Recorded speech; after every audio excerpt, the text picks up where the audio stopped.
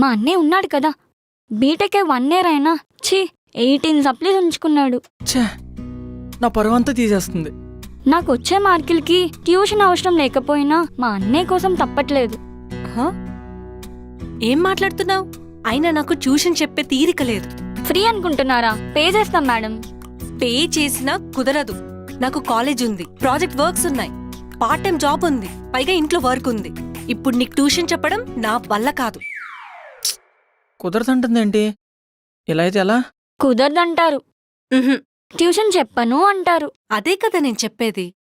అయినా నాకు ఖాళీ లేదు, ఉన్నా ఇంట్రెస్ట్ లేదు. చెప్పనంటే కుదరదు, చెప్పి తీరాలి. నీకు వేరే ఆప్షన్ లేదు. అయినా నువ్వు చెప్తే నేను వినాలా? కూల్ మేడం, మర్యాదగా ఒప్పుకోండి, లేదంటే తర్వాత మీరే బాధపడతారు. అస్సలే మా డాడీ డిఎస్పీ.